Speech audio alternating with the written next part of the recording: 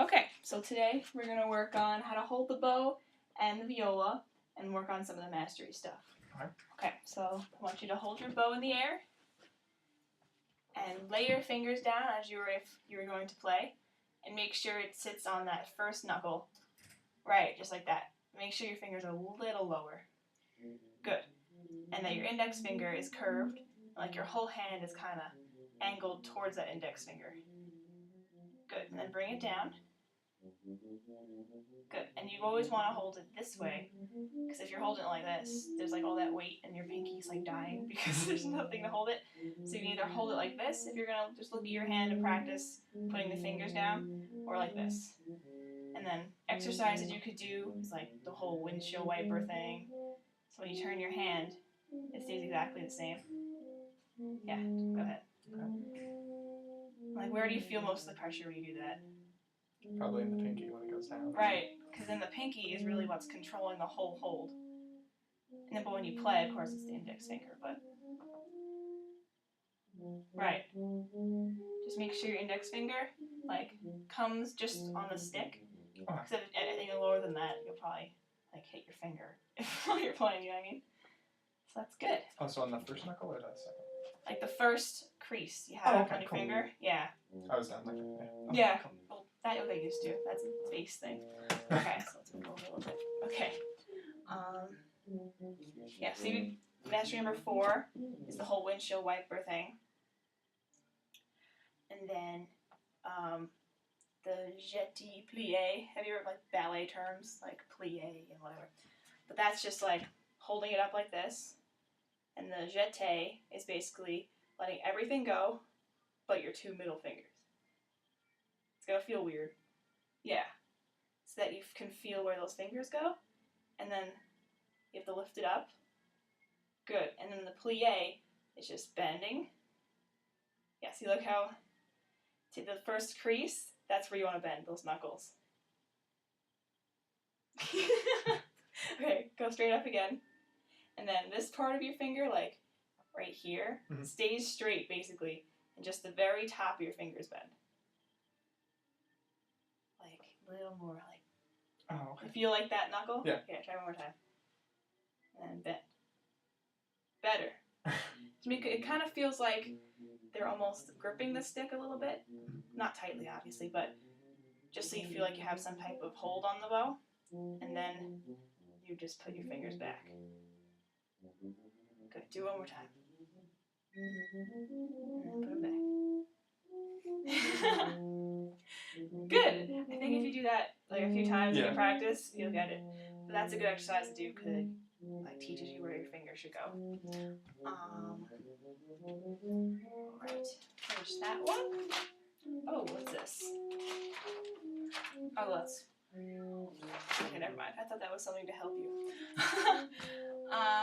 What is this one?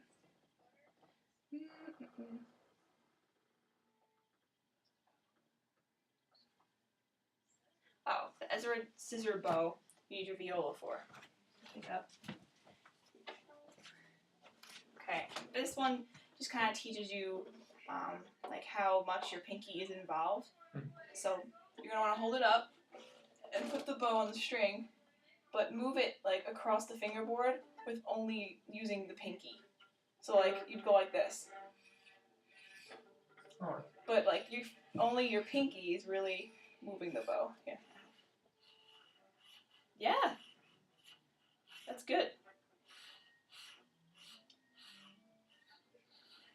Yeah, it's pretty good. And that just like helps you with more bow control, even though you wouldn't play that way. But good.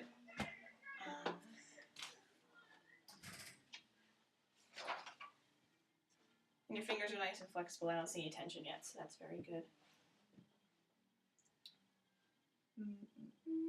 Okay, this one you don't need your viola for. And this one is the bow taps. So you want to make sure you have a good bow hold. Oh wait, yes, we do need the viola for this one. Yes, you need to put it on the D string. And basically all you have to do is, it's again a pinky exercise. And you just want to drop on the D string, and then lift, drop. Yeah, make sure you start like more higher, and then just kind of let your pinky do the work.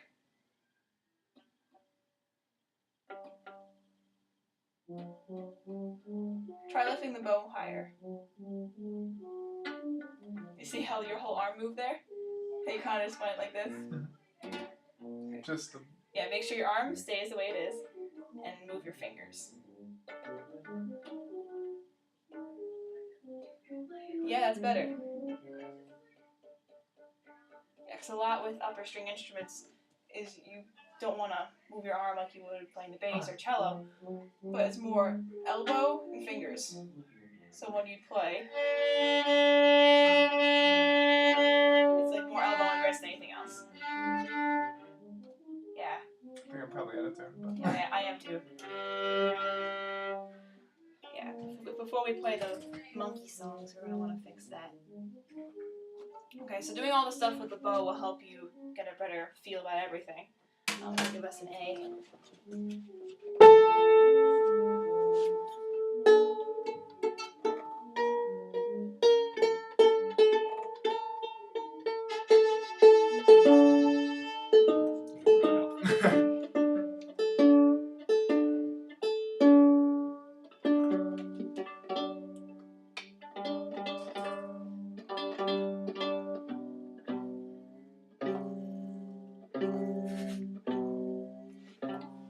Weird sound.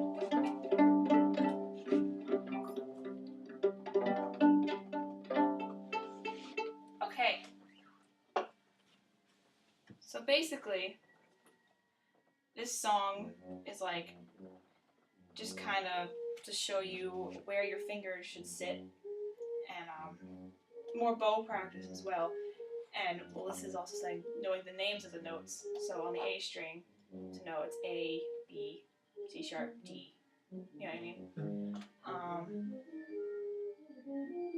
And it's also the flower song, which is on the D string. So basically, if you put the two songs together, it shows you the different angles of your arms on the strings, and to know more like fingerboard geography and everything like that.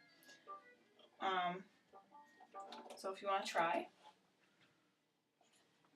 just put your hand up where like you'd be about to play, and then put your 3 fingers down on the A string. It's not bad.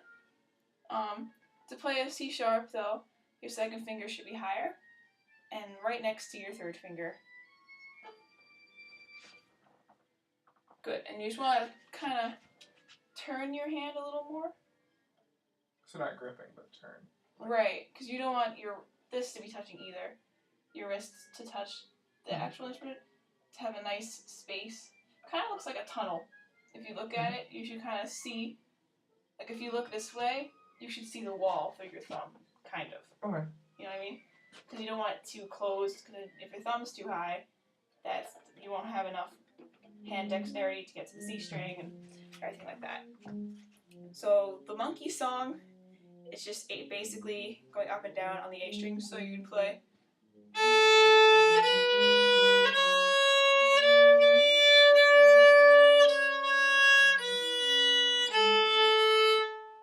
You want to try? Go ahead.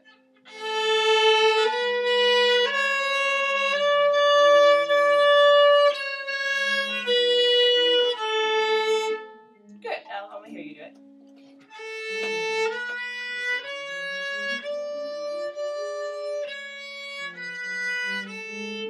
Good. You have a good sound.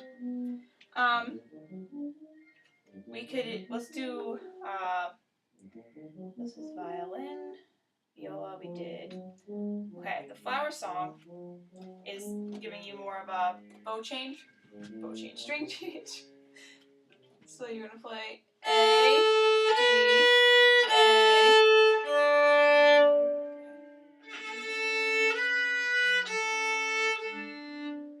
One more time.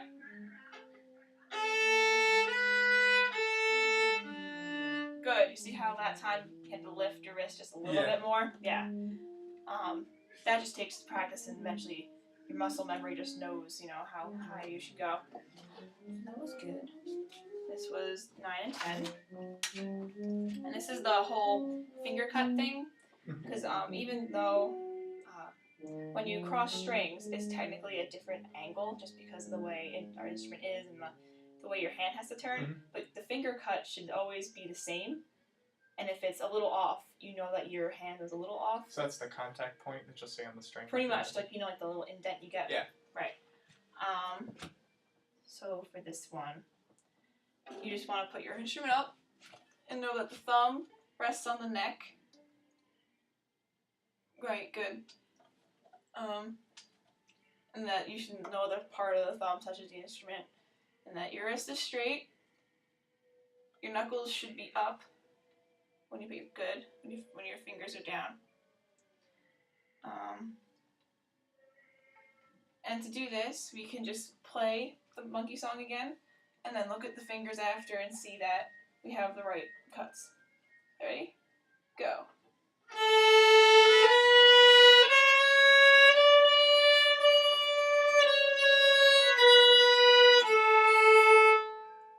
And then see. Good. Your bass, like, it's getting break from. That's okay. That happens to all of us. Well, those went really well. And I think if you just practice more of the bow stuff, because since the bow hold is so different from bass to viola, violin, I think you'll be fine for this week. And then next week we should probably start scales and things like that, which will be good. Cool. All right. Thank you.